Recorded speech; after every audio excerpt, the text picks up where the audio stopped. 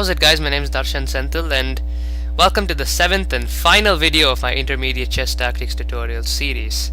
Now, it's been quite a long journey we've gone through, but that's probably just because I've had a long break between my videos, my first and second video in particular, and I really apologize because I had a lot of stuff to do at that particular time. Anyways, it's better to get these videos in sometime than never, and I've just gotten as many as I can since then. I'm trying to do at least a video a week nowadays. Maybe I can, after this series we're going to just move on to some other stuff which is probably not as critical to your gameplay as what I'm teaching you here is, but it's just some good background stuff. I might go over some other sorts of tactics, I might go over some other endgames, and I think I might do a game or two if I can, and I might go over some openings, that stuff. And yeah, that's what we're going to do from there on. So hope you've enjoyed this series with me, and yep, let's get started on this video. So we're going to be checkmating with a rook and a king in this video. Now this is also very simple to understand if you can, we've got the nerve, but again, just like with all endgames, this is a thing that a lot of people just tend to miss because they're not careful enough with their pieces and they just don't know what to do.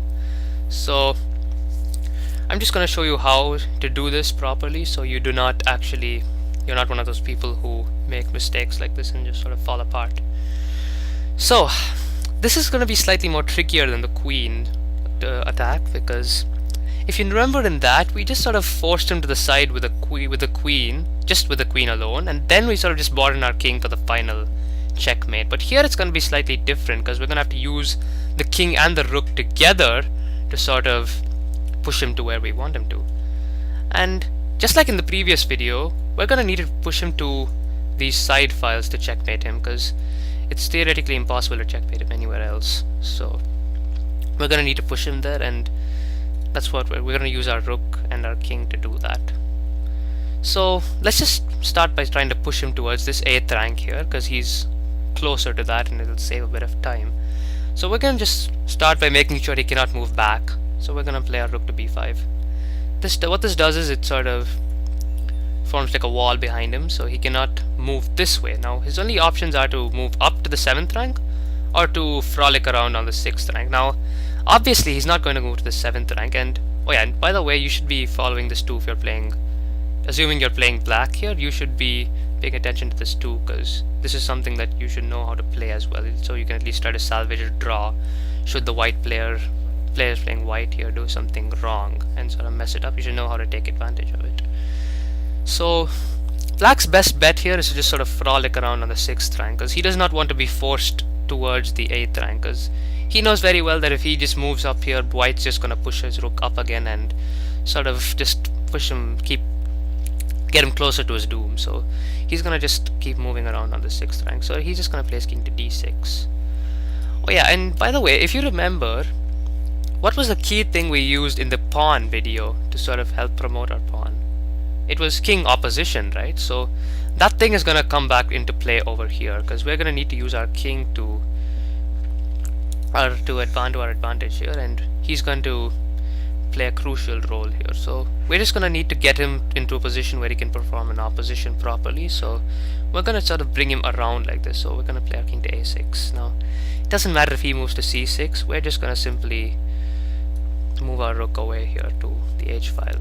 Now he's going to have to move to d6. We're going to bring our king out to d5 to b5. He can move to e6 if he wants to. We're going to bring our king out to c4. Now he can move, his best bet will be to come over here to f6. Now we're just going to play a little waiting move here. We're going to play our rook back to a5, and you will see why in a minute. Now if he were to move to g6, we're going to bring our king to d4.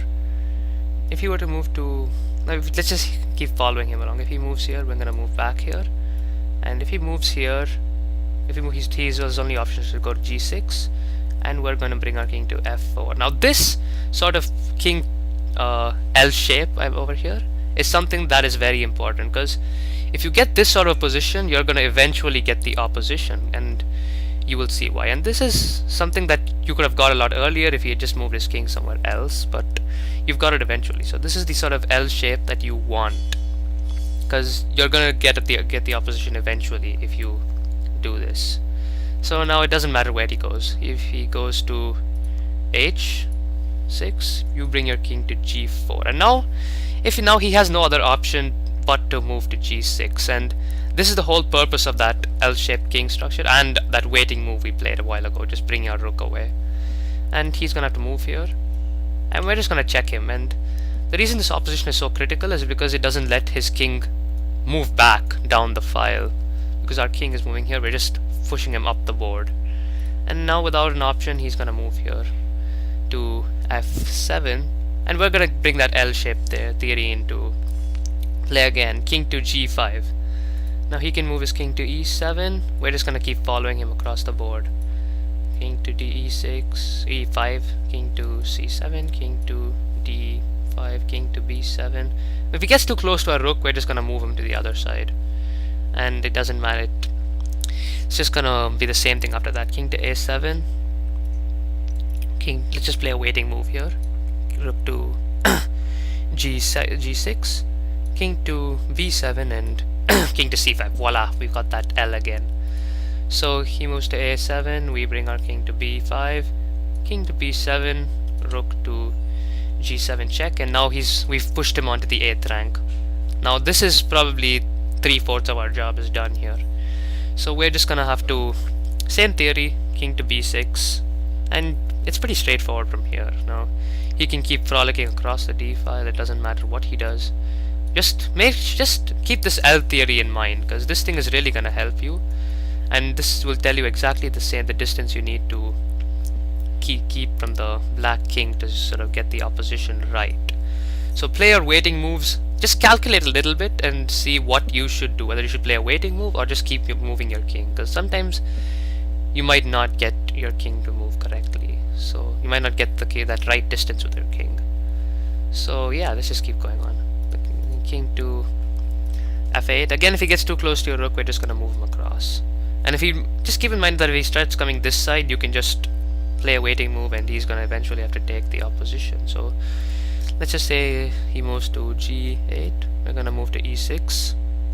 If he moves to h8, we're just gonna play a waiting move here. He'll rook to b7. He brings his king to g8. We're gonna play our king to f6.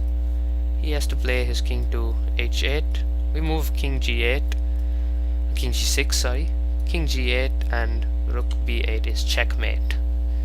So I hope that helped you just visualize how you can use your king and rook together. And this is sort of this is the sort of skill that you'll need to know for the endgame, because especially with bishop and rook, bishop and knight, beg your pardon, with minor piece checkmate, you're going to need to sort of learn to use your pieces together. Your king and your pieces will have to work together well, and this is just a good example of how that would work.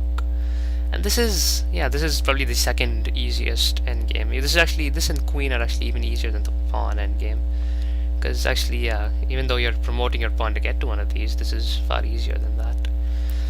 So yep, I hope you enjoyed this video, and that concludes our series here. And yep, I hope you enjoyed it, learned a lot, and hope this helps you play chess, helps you improve your game in the future, and you do well in your chess field, no matter what you play, whether you play on Sunday mornings with a cup of coffee, or you go to a coaching and play with other people competitively. So either way, I hope you enjoyed it, and yep. Oh yeah, by the way, I haven't said this in many videos, but if you do want to subscribe, please do, and you can get notifications about whenever I post my other videos. And yeah, you could probably just visit my website as well, iplgeek.com, and I don't talk about chess there, it's actually cricket, but I'll post these videos up there as well, and yeah, I might do an occasional chess post if I feel like it, and if I get the time. So again, yep, thanks for staying with me this far, and I'll see you again soon.